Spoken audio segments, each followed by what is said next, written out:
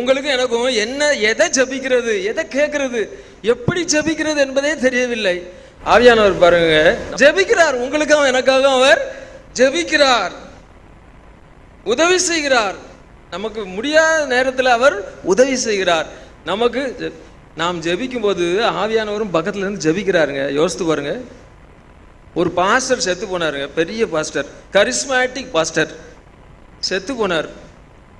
சர்ச்சில் கொண்டாந்து வச்சிருக்கு, காஃபினில் வச்சிருக்கு. அவரை இப்போ ஜெபம் பண்ணி அடக்கத்துக்கு கொண்டு போனோம். அந்த நேரத்தில் ஒரு 10-50 விசுவாசிகள் சேர்ந்து என்ன பண்ணாங்க, இவர் பெரிய பாஸ்டர், ரொம்ப கரிஸ்மேட்டிக்கான, எவ்வளோ மக்களை ஆண்டவருக்குள்ளே வழி நடத்துகிறார்.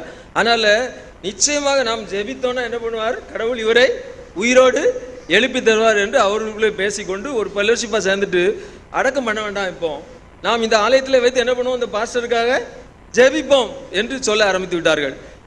உடனே அங்கே இருக்குது ஒரு 50 ஆச்சு, 100 ஆச்சு, 150 ஆச்சு, 200, 300 விசுவாசிகளுக்கு மேலே ஆச்சு. ஜெபிக்கிறார்கள். என்ன ஜெபிக்கிறார்கள்? ஆண்டவரே, எங்கள் பாஸ்டரை எங்களுக்கு உயிரோடு எழுப்பி தாரும் என்று ஜெபிக்கிறார்கள். ஜெபிக்கிறார்கள், ஜெபிக்கிறார்கள், ஜெபித்துக் கொண்டே இருக்கிறார்கள். ஒன்றுமே நடக்கவில்லை. அவர் அப்படி இறந்து போனவர் அப்படி படுத்திருக்காரு, ஒன்றும் அசையவே இல்லை. சாயங்காலம் ஆச்சு, ஒரு அரசியல்வாதி ஒருத்தர் வருகிறார், விசுவாசி. அந்த அரசியல்வாதி நம்ம சர்ச்சில் மெம்பர், பைபிளில் நல்ல பைபிள்லாம் படிக்கிறவர், ஜெபிக்கிறவர், நல்ல பைபிள் ஞானச்சு உள்ளவர். அவர் வருகிறார். வந்து என்ன ஆச்சு என்ன ஆச்சுன்னு, காலையிலே கொண்டு வந்தீங்களே, இன்னும் அடக்கம் பண்ணலையா என்று அவர் கேட்டார். கேட்ட உடனே சொன்னார்கள், விசுவாசிகள் நாங்கள்லாம் சேர்ந்து என்ன பண்ணுறோம், பாஸ்டருக்காக ஜெபிக்கிறோம், பாஸ்டரை கடவுள் உயிரோடு நமக்கு தர வேண்டும், அதற்காக ஜெபிக்கிறோம் என்று சொன்னார். அவன் கொஞ்சம் யோசிச்சுட்டு அந்த அரசியல்வாதி சொன்னார், அவர் உயிரோடு எழும்ப மாட்டார், செத்தது தான் அப்படின்னு சொல்லிட்டார். செத்தோடனே அவங்க விசுவாசிகள் எல்லாருக்கும் மிகவும் அதிர்ச்சியாகி விட்டார்கள். ஏன் ஏன் எதற்காக, நாங்கள் ஜெபித்தால் ஆண்டவர் கேட்க மாட்டாரான்னு சொன்னார். அப்போ சொன்னார், உங்களுக்கு எப்படி ஜெபிக்க வேண்டும் என்று தெரியவில்லை, நீங்கள் வேண்டிக் கொள்வது இன்னதென்று நீங்க அறியாது இருக்கிற போது யார் ஜெபிக்கிறா? இவங்க என்ன ஜெபிக்கிறாங்க, 300 பேர் எங்கள் பாஸ்டரை உயிரோடு எழுப்பித்தாரு.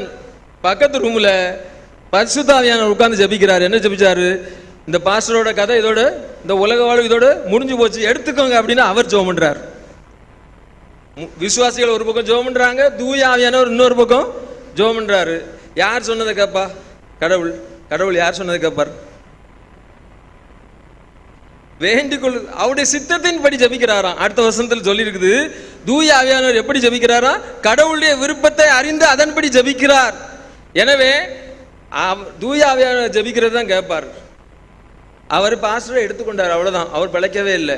பாருங்க, தூய ஆவியானவர் நமக்கு உதவி செய்கிறார். ஜெபிக்க தெரியாமல் இருக்கும்போது ஜெபிக்கிறார், நாம் பலவீனமா இருக்கும்போது உதவி, எத்தனை காரியங்களை செய்கிறார்.